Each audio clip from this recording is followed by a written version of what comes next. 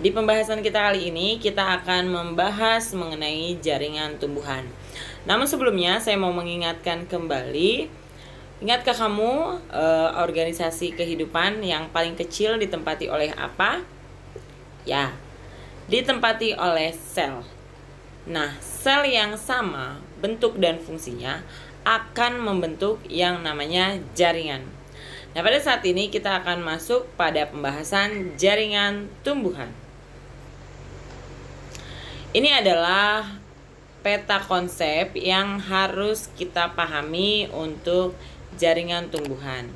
Ya, jadi jaringan tumbuhan terbagi atas dua, jaringan meristem dan jaringan permanen. Berdasarkan letaknya, ada meristem. Untuk jaringan meristem ya, ada meristem apikal, ada meristem lateral. Ada juga meristem interkalar. Nah, kalau berdasarkan asal pembentuknya, ada meristem sekunder, meristem promeristem, dan juga meristem primer. Nah, untuk jaringan permanen, ada jaringan epidermis, jaringan parenkim, jaringan pengangkut, jaringan penyokong, serta jaringan gabus. Ya. Yang pertama yang kita akan bahas adalah jaringan meristem. Apa sih jaringan meristem? Jaringan meristem itu adalah jaringan yang terdiri dari sel-sel yang aktif membelah. Kumpulan dari sel-sel yang aktif membelah. Cirinya apa? Cirinya adalah dia sifatnya embrionik, ukurannya selnya kecil, dindingnya tipis, nukleusnya besar, vakuolanya kecil, kaya akan cairan sel kuboid atau prismatis. Nah, fungsinya apa? Fungsinya adalah sebagai titik awal pertumbuhan satu tumbuhan, sehingga jaringannya nanti bisa berdiferensiasi, maksudnya bisa tumbuh menjadi dewasa. Nah, berdasarkan asal pertumbuhannya, ada promeristem, ini sel yang paling awal, sel pemula jaringan awal. Lalu ada meristem primer, ini berlangsung dari sel embrionik, dan juga meristem sekunder ini berkembang dari jaringan menjadi jaringan yang berdiferensiasi. Contohnya adalah jaringan kambium gabus dari parenkim atau kolenkim. Nah, ini berdasarkan letaknya jaringan meristem. Ada jaringan meristem apikal, ini pada ujung batang atau akar. Kemudian ada meristem interkalar, ini antara meristem primer dewasa, dan juga ada jaringan meristem lateral. Ini menghasilkan pertumbuhan sekunder seperti yang ada di gambar.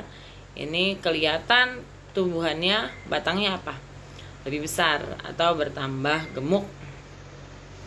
Nah, ini gambar dari meristem primer ya. Meristem sekunder nih jaringan kambium. Yang kedua adalah jaringan epidermis. Jaringan epidermis adalah bagian terluar dari organ tumbuhan. Cirinya tersusun dari kitin, berkutikula, kaku, dan kuat. Susunan selnya rapat. Sel hidup, protoplasma hidup, dapat menyimpan hasil metabolismenya. Gak punya klorofil, plastidanya sedikit grana. Ya, fungsinya untuk melindungi dari apa? Kalau dia kehilangan air, penguapan, transpirasi ya, kerusakan mekanik, daunnya rusak, perubahan suhu, ini yang melindungi. Kemudian umumnya berlapis tunggal dan juga ada yang berlapis-lapis, namanya filamen. Contohnya kalau kita temukan pada tanaman anggrek, yaitu akar anggrek. Nah, ini modifikasi jaringan epidermis. Nih, stomata itu modifikasi mulut daun ya. Trikoma itu atau rambut-rambut biasanya ada di daun waru, ada di Artocarpus communis. Ada trikoma glanduler ya, ada trikoma angraduler. Spina, duri nih. Duri ini ada di bagian tumbuhan mawar tuh. Itu sebenarnya modifikasi dari jaringan epidermis. Filamen, kalau kamu lihat anggrek, ada lapisan sel mati epidermis, lapisan sel amati epidermis. Nah, ini sebenarnya untuk menyimpan air ya pada anggrek. Sel kipas pada Graminae, ini rumput-rumputan, adalah tambahan penyimpan air. Sel kersik, ini kristal kersik, sel silika. Ini pada Graminae atau tebu, khususnya tebu. Dia kalau kamu perhatiin ya, ada kayak kersik gitu, kayak ada silikanya. Itu adalah modifikasi dari jaringan epidermis.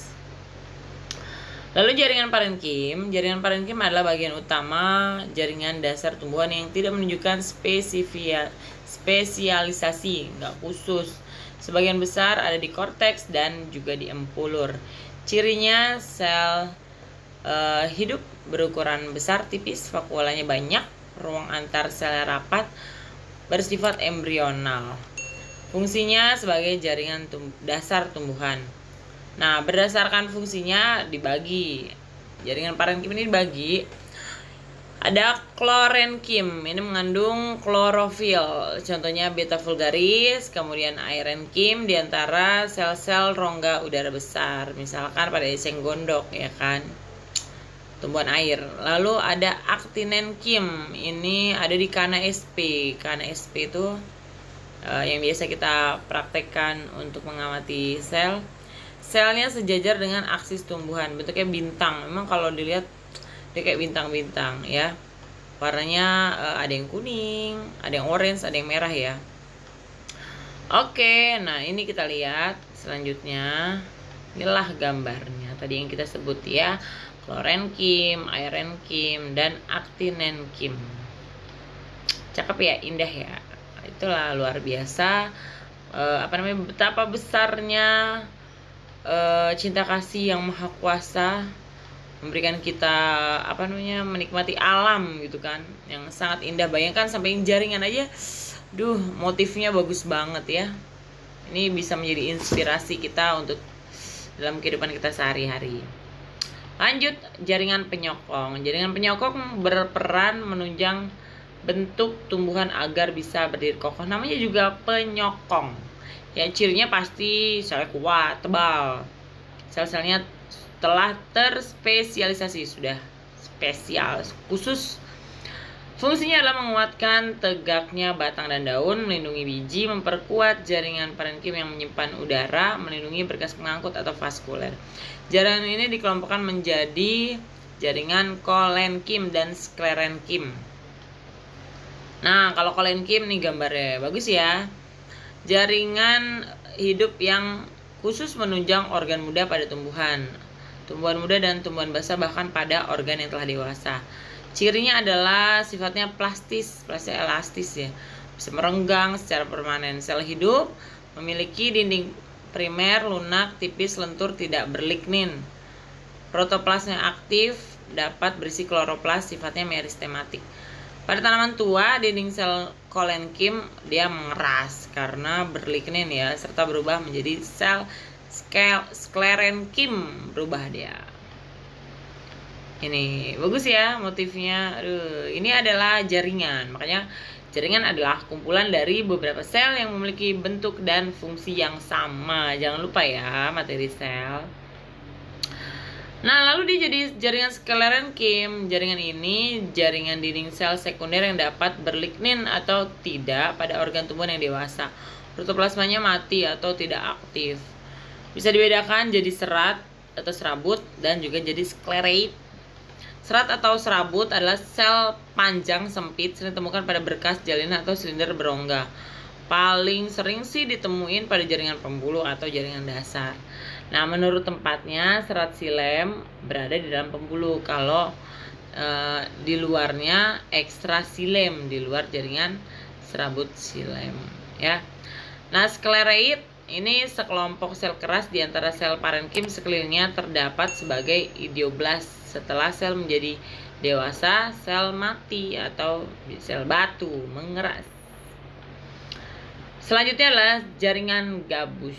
Jaringan gabus, jaringan pelindung yang dibentuk secara sekunder menggantikan epidermis pada batang dan akar yang telah menebal akibat pertumbuhan sekunder. Fungsinya, sifat ini karena dia tahan air dan sebagai isolator suhu, Dia menyebabkan gabusnya efektif. Nah, berfungsi sebagai pelindung permukaan tumbuhan. Jaringan ini ada velogen atau kambium gabus, meristem pembentuk peridem, velum atau jaringan gabus. Ini jaringan yang dibentuk velogen ke arah luar. Cirinya rapat, nggak ada ruang, ya. Jadi terdapat zat gabus pada dinding selnya. Lalu velodem, jaringan parenkim yang dibentuk velogen ke arah dalam. Nah, jaringan pengangkut yang selanjutnya adalah jaringan yang mengangkut air dan unsur hara. Jadi dan mengedarkan. Jadi selain dia ngambil nutrisi dari tanah, dibawa buat fotosintesis, dan hasilnya juga dia ngedarin. Siapa itu? Jaringan pengangkut. Nah, berdasarkan fungsinya jadi dibagi menjadi dua, xilem dan floem.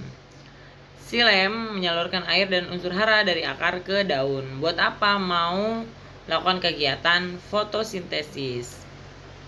Terdiri atas parenkim xilem, serabut xilem, traket, dan komponen pembuluh. Sedangkan floem ini menyalurkan hasil fotosintesis dari mana? Dari daun ke seluruh bagian tumbuhan. Ya, tersusun atas piramid, terdiri atas parenkim floem, serabut floem, komponen pembuluh tapis, dan sel pengiring. Nah, di antara floem dan xilem ini, khususnya pada tumbuhan digotil, terdapat kambium. Ada dua, kambium fasikuler dan kambium interfasikuler, ya. Kita bisa lihat gambarnya xilem dan floem ini. Itu ya, ada bagian-bagiannya tuh, ada trakea, trakeit, ada lubangnya. Ini ada sel pengiring tadi yang disebut ya, ada nukleus, sitoplasma, ada lempeng, dan lain-lain. Oke. Selanjutnya adalah jaringan kambium. Ini yang membedakan antara dikotil dan monokotil. Yang mana yang punya kambium? Dikotil atau monokotil? Silakan komentar di kolom komentar di bawah ini. Tumbuhan mana yang punya kambium? Yang dikotil atau monokotil? Komentar ya. Kita lihat ini gambarnya. Ini floem, xilem. Oke, xilem. Nah, kita lihat ya.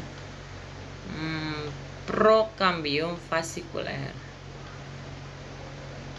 interfasikuler. Pakai bahasa kamu deh, ayo deh kita belajar pakai bahasa sendiri supaya lebih mudah.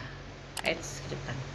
Nah, prokambium fasikuler, inter kan antara, interfasikuler berarti diantaranya ya. Lalu kalau yang pro tuh lihat, dia yang fasikular dia di antara floem xilem. Kalau interfasikular dia di antara floem xilem. Bisa dibedakan ya. Oke, lanjut. Jaringan kambium, lihat deh. Ini penampang melintang batang dengan kambium fasikular. Ini penampang melintang batang dengan kambium fasikular dan interfasikular. Beda kan? Beda lah. Kalau kamu merasa video ini bermanfaat buat kamu, jangan lupa like, subscribe, dan komen. Nyalakan loncengnya supaya video ini terus berkembang. Karena subscribe itu gratis loh. Terima kasih.